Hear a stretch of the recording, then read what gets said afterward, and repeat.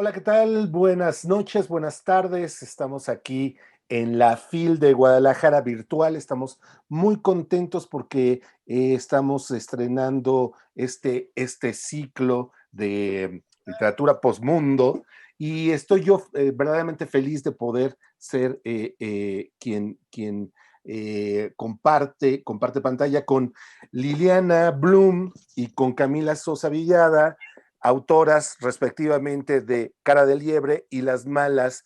Liliana, Camila, ¿cómo están? Yo feliz de estar con ustedes. Hola, hola. Igualmente. Bueno, nuestra charla, ya que son tan parcas en el saludo, nuestra... Sí, por eso. Buena, buena. ¡Hola! ¡Eso! Nuestra charla es sobre el cuerpo como terreno literario y si quieren entramos en materia para que nos vayamos poniendo a tono, ¿les parece bien? Muy bien. Yo les quería preguntar, sus libros son realmente excepcionales y tienen muchísimo que ver, desde luego, con el tema. Eh, eh, Me gustaría que lo pusiéramos un poco primero en contexto. Digamos que la novela que se hacía en el siglo XIX estaba muy preocupada por la psicología de los personajes. Flaubert, Tolstoy, Dostoyevsky, les gustaba mucho pensar en qué eran esos resortes, qué eran esas cualidades que necesitaban los personajes para que actuaran de tal o cual manera. Y ahora, digamos, a partir del siglo XX, a partir de la mitad del siglo XX, el cuerpo, lejos de la psicología, se ha convertido en ese territorio literario. Los escritores y las escritoras, desde luego, han invadido ese cuerpo para hablar sobre las enfermedades, los trastornos, las funciones, disfunciones y deyecciones, diría yo, del cuerpo. ¿Cómo ven este nuevo panorama de escritura, Liliana, Camila? ¿Quién Si tú empieza? me pides que yo empiece, empiezo, ¿eh? Por favor, Camila. Bueno. Mira, a mí me pasó particularmente leyendo El dolor de Marguerite Duras, Ujú. cuando ella recupera a su esposo del campo de concentración y se pasa meses vigilando de qué color era la mierda de su esposo.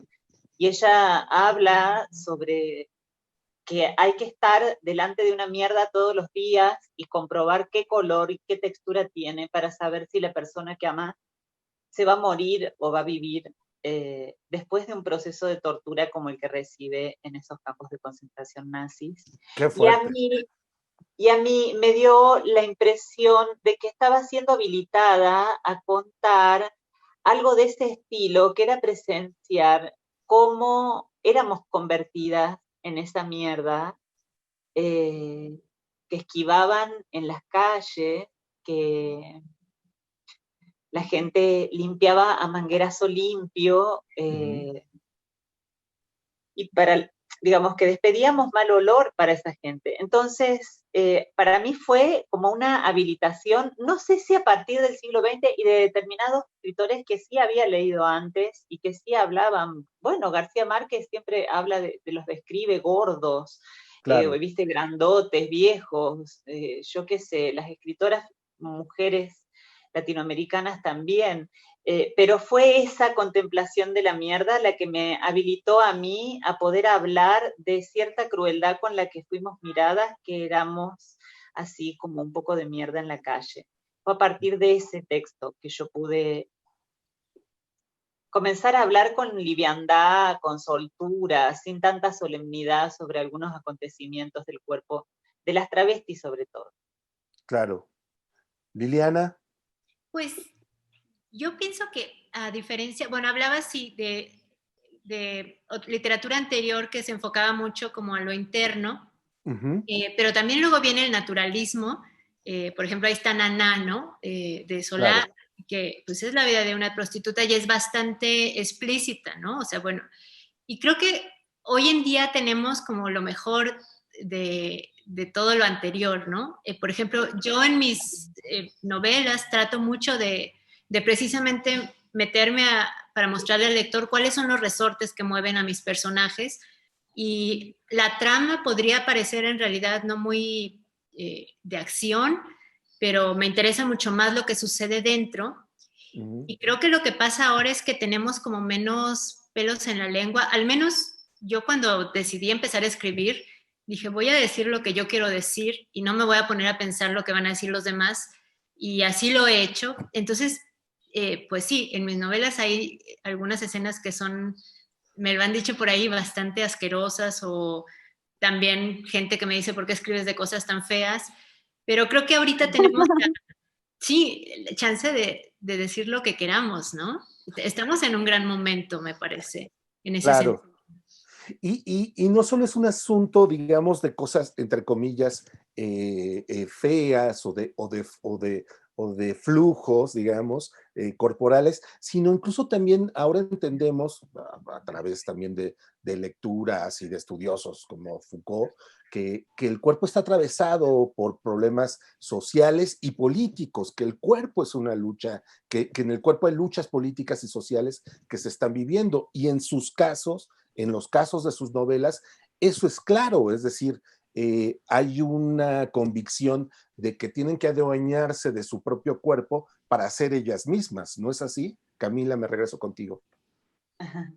Sí, y además me parece que es donde se opera, además, donde uno de los pocos cuerpos en los que se operaba una transformación tan grande, de una abnegación tan grande en torno a los peligros que se corría por ser como éramos, que eran físicos, que era el peligro de muerte sobre todo, llevado a un extremo, no era tan poderoso como el deseo de ser que sí teníamos y que sabíamos que podíamos hacerlo. Además, fueron pocas las que fracasaron en el intento de pasar de un mundo al otro, de un cuerpo al otro, si se quiere, Sí. empezar a nombrarse de otra manera. Casi ninguna quedó en el intento, me da la sensación de que todas triunfamos en poder cruzar eso, aún sabiendo que la única herramienta que teníamos para ofrecer al mundo era nuestro cuerpo, que es algo que yo ya había notado. Mira, acá en Argentina hay una santa popular que se llama la difunta Correa, a la que le hacen promesas. Ajá. Es una santa popular muy milagrosa, y las personas, las promesas que hacen son promesas que tienen que ver con el cuerpo, porque no pueden pagar con otra cosa, porque no pueden ofrecer nada más que eso. Subir de rodillas hasta el altar, llegar arrastrándose hasta el altar y de esa manera pagar una deuda mística con esta santa. Y las travestis hacíamos lo mismo. Entonces, todo el territorio que éramos capaces de ofrecer estaba puesto sobre nuestros cuerpos. Al menos desde mi generación, por favor, eso siempre que quede claro. Las que yo conocí, las de mi generación, las de mi mundo, las que yo alcancé a tocar de alguna u otra manera. Ahora, por suerte, las cosas han cambiado y ya no es el único objeto o lo único que hay para sacrificar, ya que todos estamos sacrificando algo. Nosotras ya poseemos otras cosas que ofrecer, como yo en este caso, ofreciendo una charla, hablando con más o menos Libros, torpeza, claro. torpeza de un tema que puedo llegar a picotear y a conocer por mi experiencia. De todas maneras, sí entiendo que era lo más sagrado, lo más importante, que no había otra cosa, porque todo se expresaba ahí, todo estaba dicho ahí. Liliana. Ay, pues los personajes de mis novelas, que son todas mujeres, les Sí. pasa un poco como a mí, que yo soy pues la fodonga, ¿no? Que no y vivo como en una especie como de rebeldía con el mundo. Soy muy afortunada de que, como decidí ser escritora, puedo salirme de andar en jeans y playera todo el tiempo, ¿no? Pero las mujeres de mis novelas y yo misma estamos siempre en pugna de que a las mujeres no se nos puede separar de nuestro cuerpo, es decir, es como la única manera en la que se nos juzga. Es decir, muchas veces los hombres no van más allá del cuerpo, ¿no? O sea, es así, me gusta o no, o si no paso de largo. Y entonces, por ejemplo, en el caso de Irlanda, la protagonista de mi novela, pues tiene este defecto en la cara, que la cara es como pues el gran espectacular, ¿no? Como estos anuncios, ¿no? Ajá, ajá. Ella solo quiere que alguien la ame, quiere que alguien se quede con ella, que alguien la acepte como es, y no pasa nada, ¿no? Los hombres la tratan pues como menos que persona, ¿no? Ni siquiera para despedirse de ella. Claro. Entonces, las mujeres me parece que, aunque queramos, muy pocas veces se nos da la oportunidad de tener estas como otras barajitas para cambiar, ¿no? Estoy pensando como los niños, Sí, ¿no? Que sí, sí. cambian. Quizás los hombres, si tienen dinero, si tienen poder, si tienen algo de fama, tienen como una serie de opciones por allí.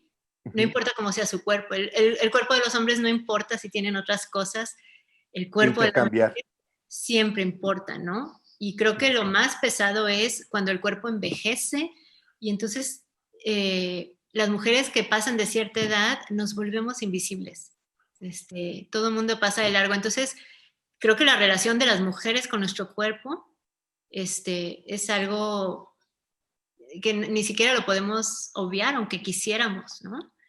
Y sin embargo, en ambos casos, en ambas novelas, son cuerpos que son protagonistas que transgreden sus cuerpos. En el caso de Liliana, en Pandora es una mujer con no solo sobrepeso, sino digamos más allá del sobrepeso, y en el caso de Cara de Liebre es una mujer que sabe, digamos, sacarle provecho a un gran defecto leporino, un gran defecto de sus labios. Y no se diga en el caso de las malas, en el caso de las malas estamos en la transgresión completa del cuerpo. Entonces, ¿cómo vivir esa transgresión? ¿Cómo hacerla efectiva? Tú dices, no, no tenemos nada para cambiar. Como no, parece que el cuerpo en esos casos se convierte en un poder frente a los demás. ¿O no es así, Camila?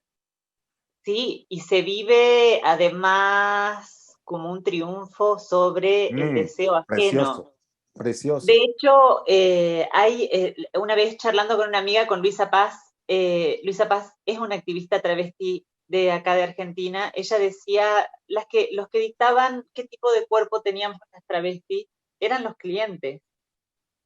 Mira qué fuerte. Qué fuerte, sí, sí, Entonces sí. decía, en los 70, en los 80 éramos todas como Moria Kazan. Moria Kazan es una actriz argentina súper voluptuosa, como decir, como Mm. Isabel Sarli. Todas nos operábamos para parecernos a ella. Después, en determinado momento, se pusieron de moda las anoréxicas. Entonces, todas las flacas del norte, estas morenas del norte, venían a la capital y hacían estragos en las zonas rojas porque eran las que buscaban los clientes. Entonces, todas estas otras travestis quedaban desactualizadas en la circulación de una fórmula de deseo que parecía que siempre estaba detentada por los clientes, que eran los que ponían el dinero. Y eso era muy notable, porque además se vivía para poder pagar eso. Se vivía para poder hacerse cosas que te feminizaran y que te volvieran más deseable al cuerpo, porque era al deseo de los varones, porque era lo que sabías hacer. Claro. Liliana, Incluso perdón, sin perdón. saberlo, pero era algo que se sabía hacer.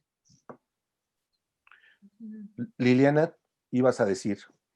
No, estaba escuchando a Camila.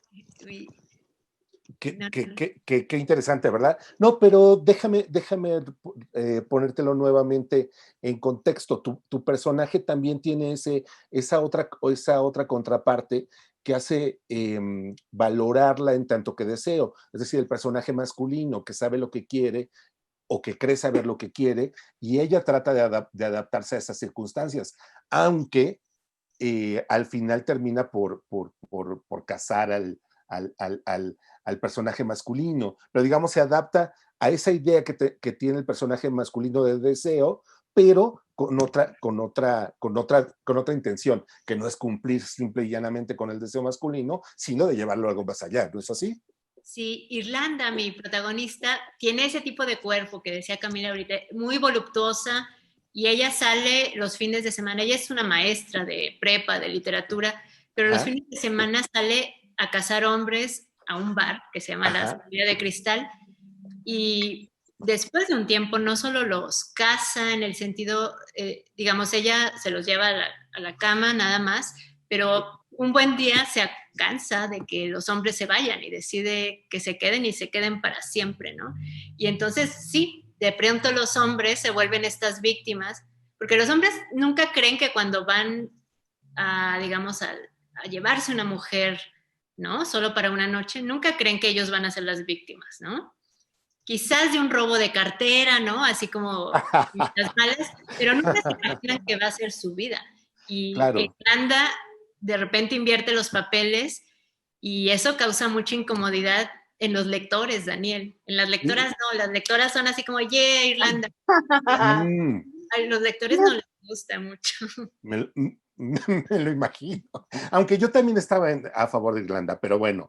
Los hombres Es, Oye, ¿pero inteligentes. qué lo secuestra?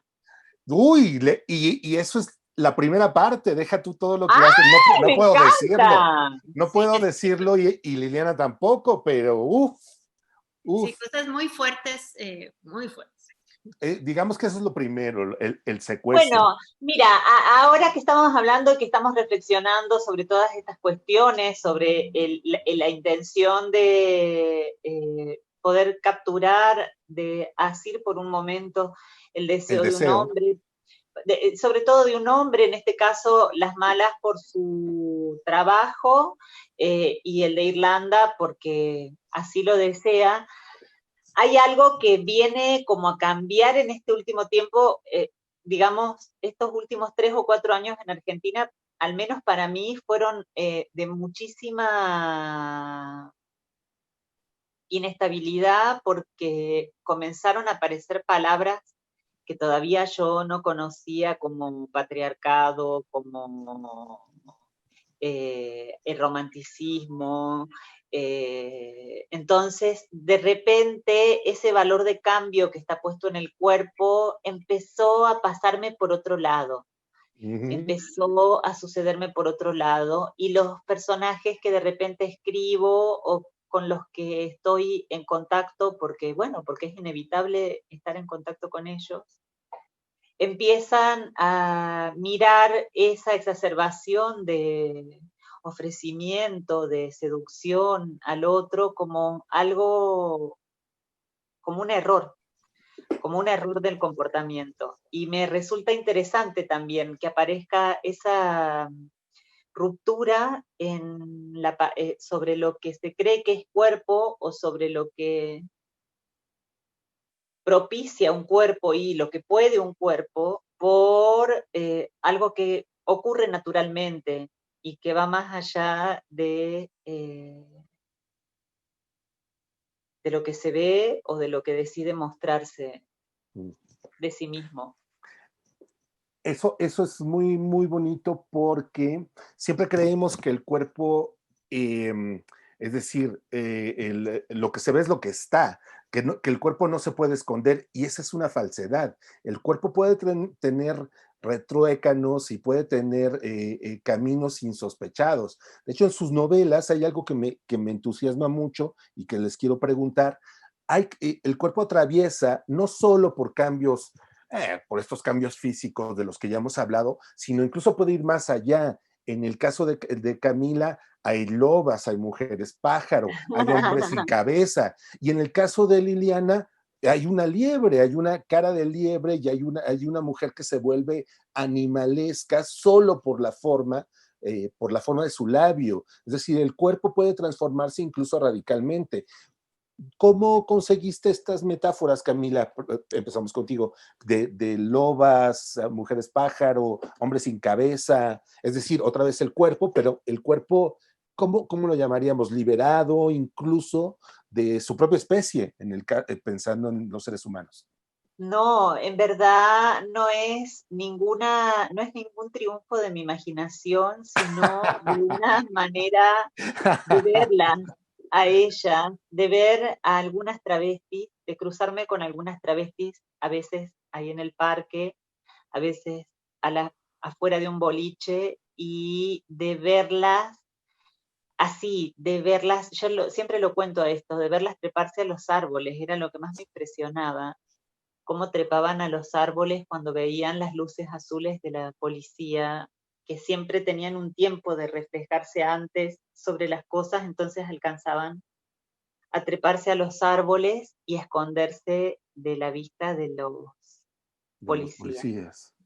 O cómo rodaban bajo los autos, cómo se metían bajo los autos. Hace poco leía un texto de Luisa Paz, esta activista que te contaba recién, y ella contaba cómo las travestis cruzaban corriendo la Panamericana, que es una avenida muy grande de Buenos Aires, donde se ejerce la prostitución, es históricamente una de las zonas rojas más antiguas de Buenos Aires, cómo cruzaban la Panamericana cuando veían la policía, atravesaban 8 o 10 carriles corriendo entre los autos, deteniéndose cuando podían, para no ser apresadas.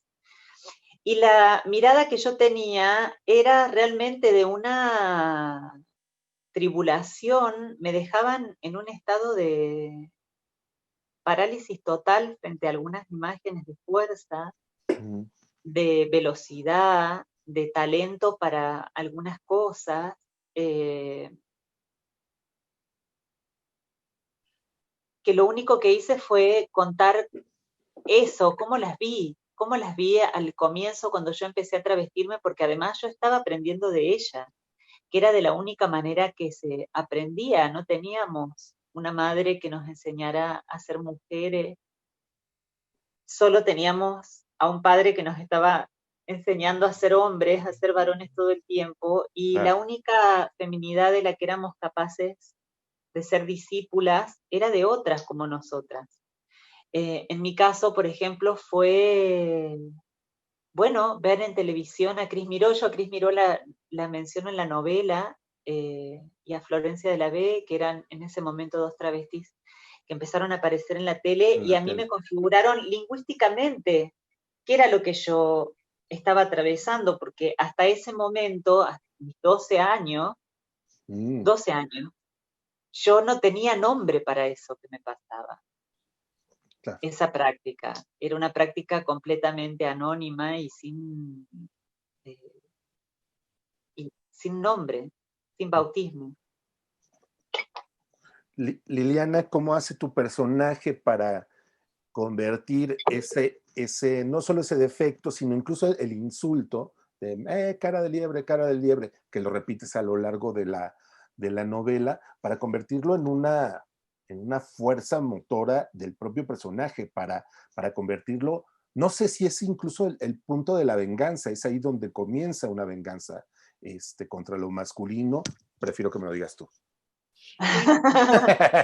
Es que para mí Irlanda nunca se venga, es decir, mata a un primer hombre por error, bueno, sí, por error, en una desesperación por no querer que la abandonen una vez más, ¿no? Es como decide retenerlo por la fuerza y sí se lo piensa un poquito y se le pasa la mano y se queda con un compañero muy dócil, ¿no?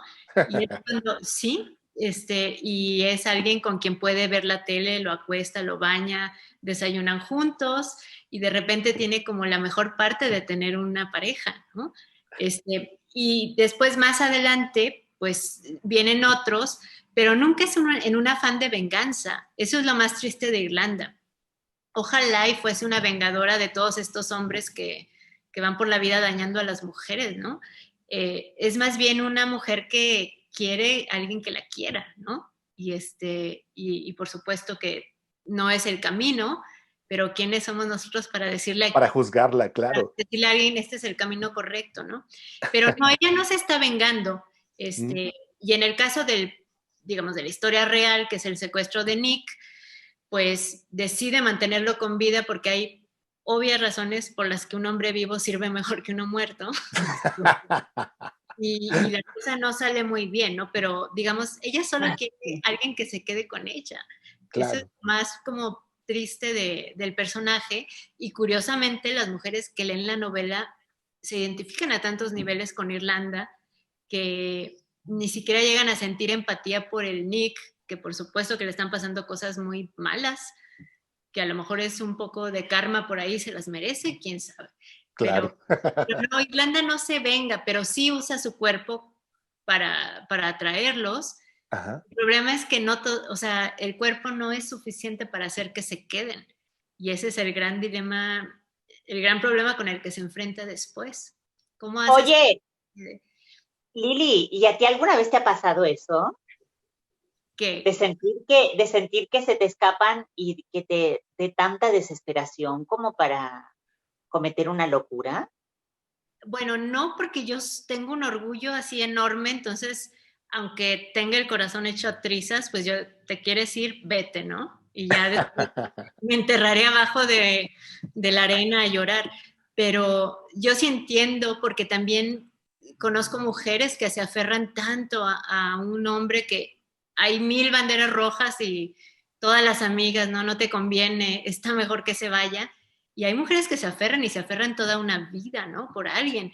Entonces, yo no por el orgullo, pero claro, me han abandonado 1000 veces y me ha dolido y por supuesto que, claro, me gustaría tener a alguien que se quedara y se quedara bien y fuera alguien lindo con quien estar, porque se podrán quedar algunos, pero no, yo tampoco los quiero cerca, ¿no? Pero esa es la... Sí, en ese sentido yo soy distinta de Irlanda, pero por supuesto que la puedo entender, ¿no? Y el personaje cambia al final, yo sospecho que le va a ir mejor a Irlanda, porque Claro.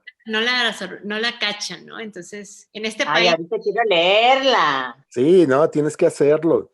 que te la manden, sí, tú pide. Sí, sí. Me la Tú, manden, planeta, y están escuchando. tú Sí, pide y se te concederá. sí, sí. Así es. Bueno, para que veas, qué Mira, bueno que te dejé hablar para que no fuera así el típico mansplaining, ya sabes que explica tu novela.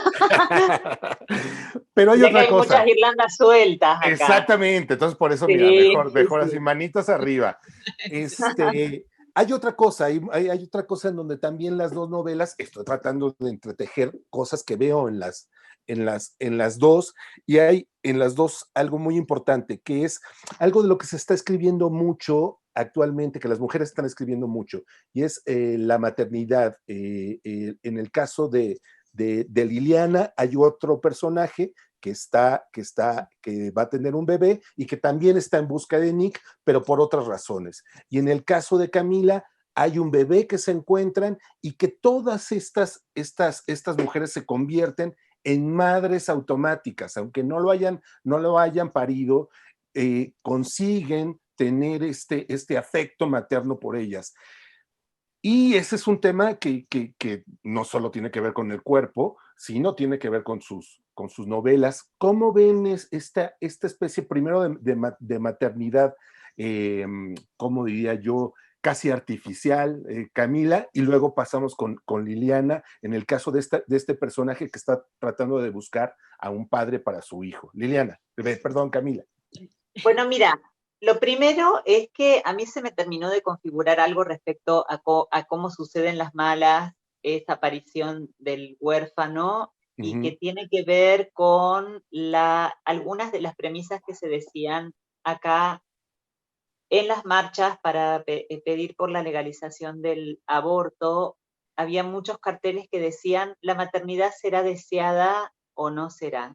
Claro. Y había algo de eso que a mí me generaba cierta duda, porque yo pensaba qué tan deseables son los hijos, qué tanto una mujer puede desear verdaderamente un hijo, o qué tanto sucede en la vida de las personas que de repente llega una criatura y todo un organismo se pone a trabajar para que esa persona sobreviva, para que esa persona aprenda determinados valores y perpetúe de alguna manera cierta ética familiar, cierta ética aprendida de generación en generación. Y lo que pasa en las malas, un poco es eso, es que la protagonista se encuentra un bebé y en ese mismo instante decide llevárselo con ella. que me parece distinto a que ella lo hubiera deseado, porque además ella ya oficiaba de madre de todas las otras travestis que orbitaban a su alrededor, Así es. incluso de la que escribe, oficiaba ya como una madre, y eso es algo además que, perdón que insista sobre esto, pero el colectivo travesti, las travestis, ofician una maternidad que no está escrita en ningún libro desde hace años. Desde hace años las travestis emigran de provincia a provincia y juntan peso por peso para poder mandarle a sus hermanitos más pequeños, a sus sobrinos, mantienen a los hijos de sus parejas, a los hijos de sus amigas.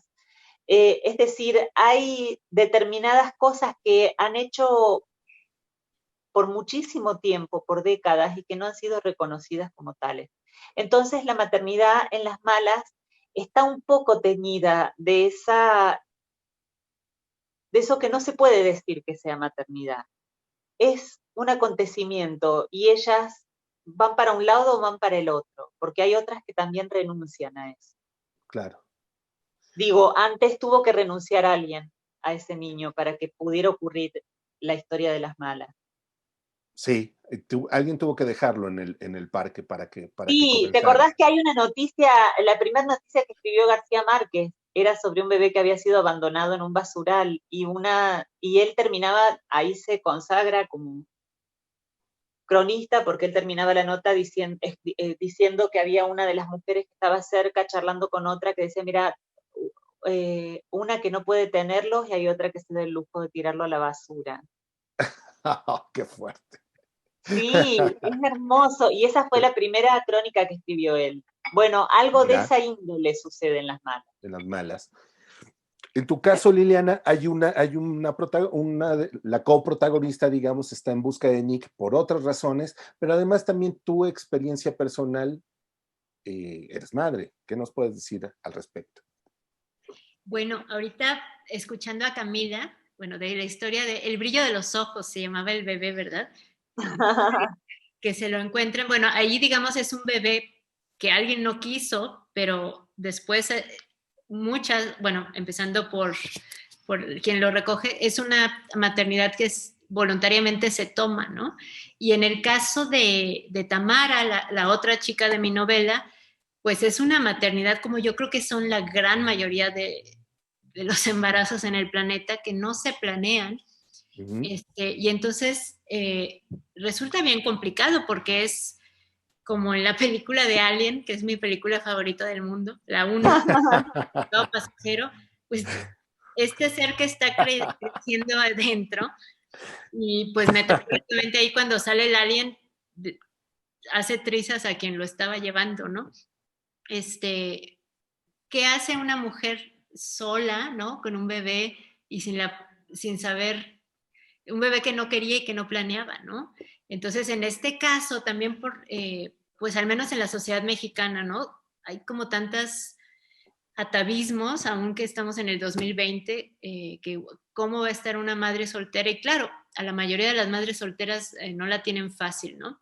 Entonces, pues ella quiere buscar a Nick porque como que en México es así como, no, que el padre se haga responsable. Se haga cargo, sí. Bien, pero eso no quiere decir que tengan que vivir juntos, ¿no? Pero hay como esta idea de se tienen que casar porque se embarazó, ¿no? Y entonces claro. esto da, digamos, paso a los peores matrimonios de la historia, ¿no?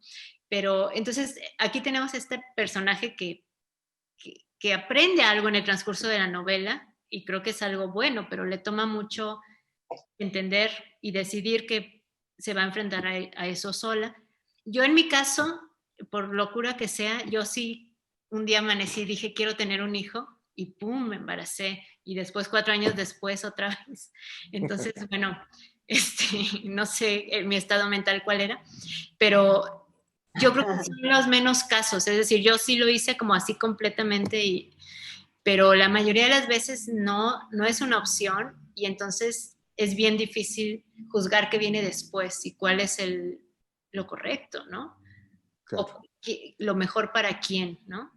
Son cosas muy escabrosas y usualmente a la que se le juzga siempre es a la mamá, ¿no? la mamá Claro. que abandonó ese bebé, nadie piensa en el fulano que lo Que ayudó abandonó, a claro. ¿no? Entonces, también es así como, igual que los asesinos seriales, ¿no? Todo es culpa de la mamá.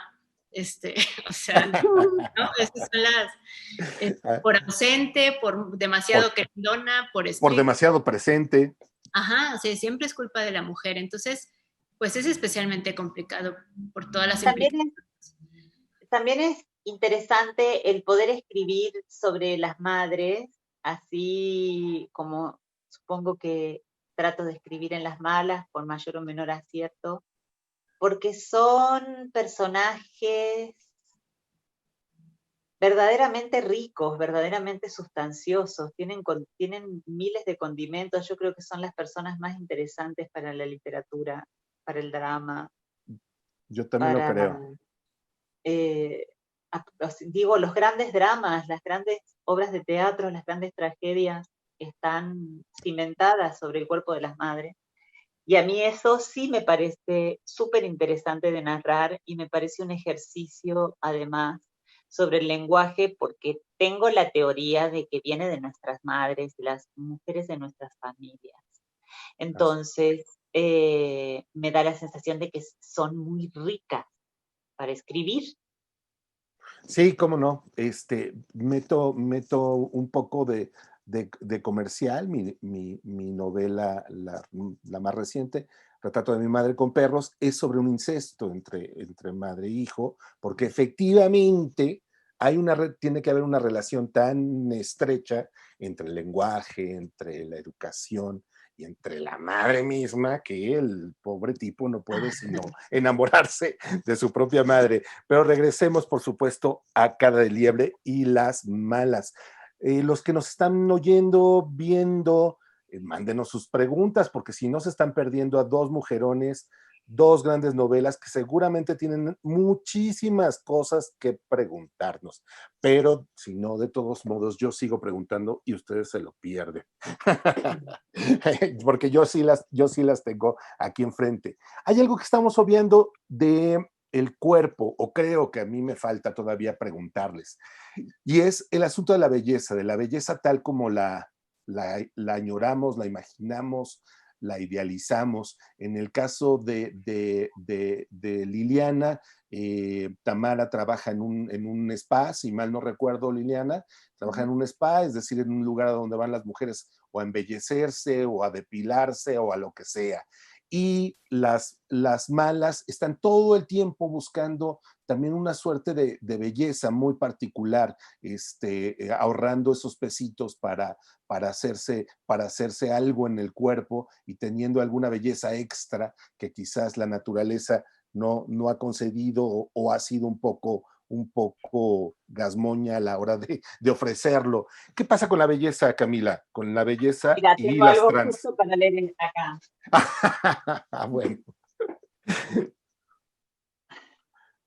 Bueno, porque además, mira, yo creo que al menos las travestis de las malas son de los seres más lindos que he leído Lindo, sí. en la literatura. Son muy bonitas, son muy hermosas y trascienden, si se quiere. Quienes te dicen cómo es una travesti de verdad son los hombres, son los clientes los que nos van diciendo lo que les gusta y se meten en nuestra cabeza. ¿Tú tomas hormona? ¿Por qué no te ponía hormona? Así que no pasa ni medio mes y una empieza a tomar anticonceptivos y después a inyectarse para cambiar, para que algo cambie. A mí me gustan las rubias, ¿por qué no te teñís de rubia? Y una parece platiná con el pelo hecho mierda para darle el gusto a los hombres.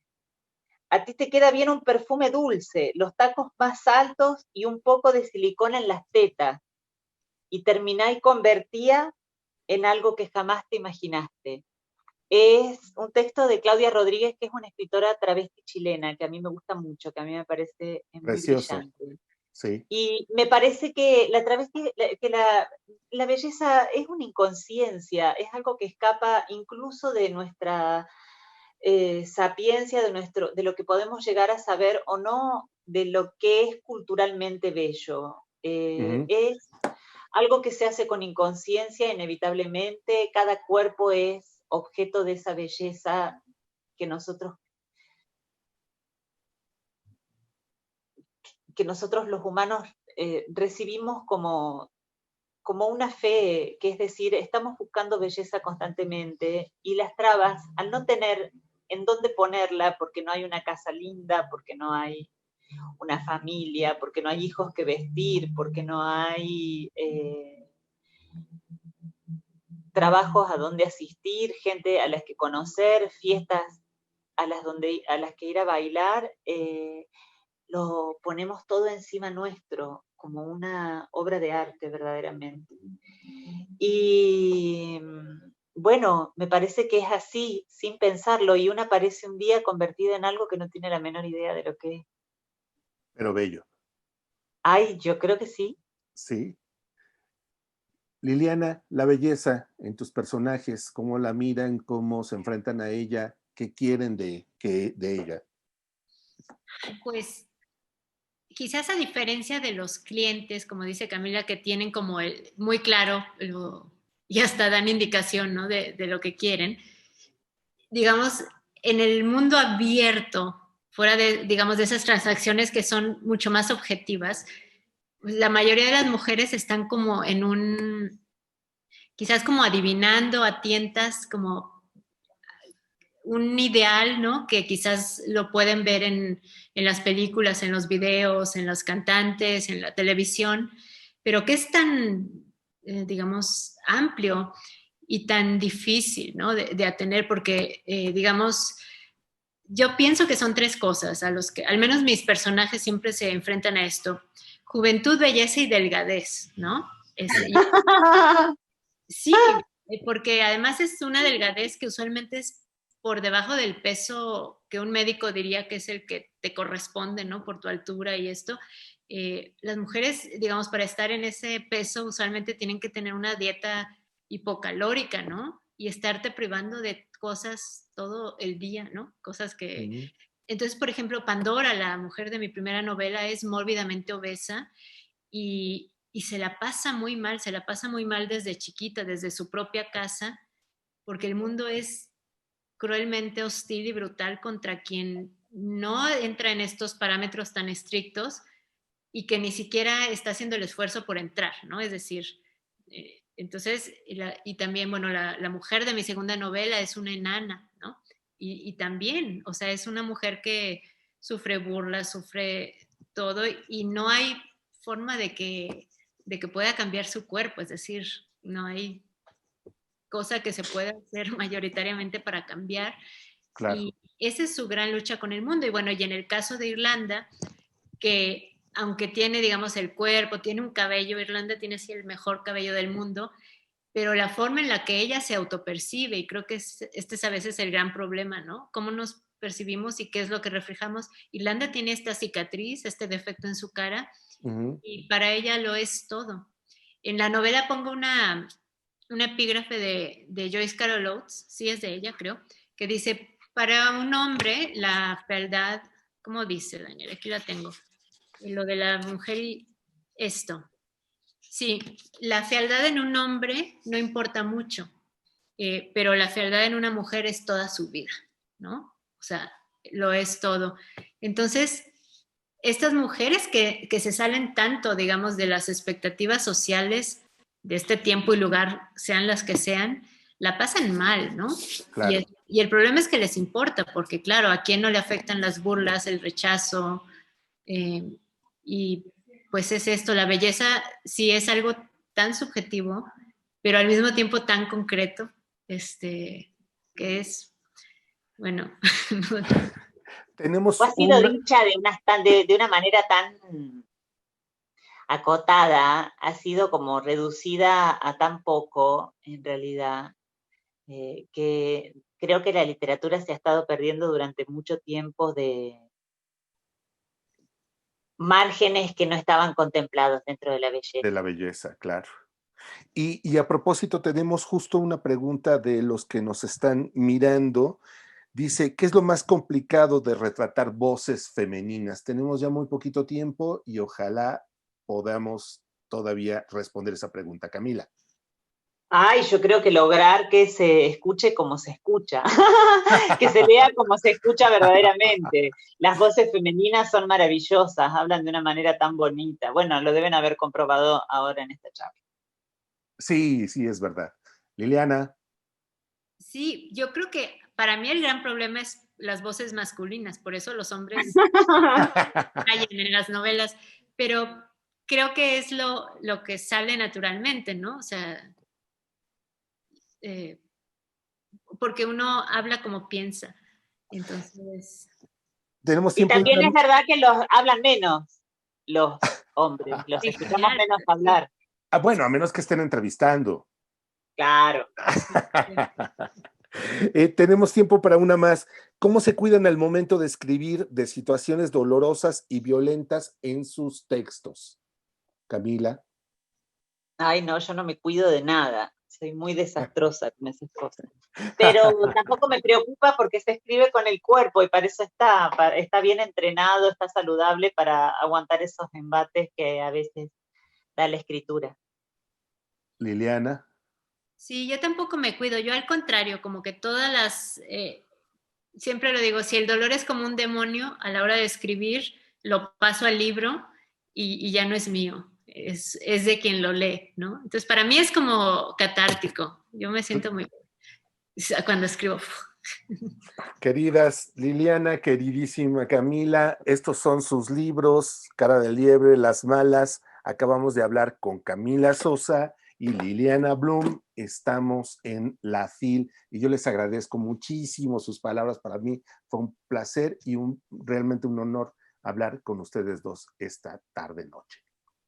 Gracias.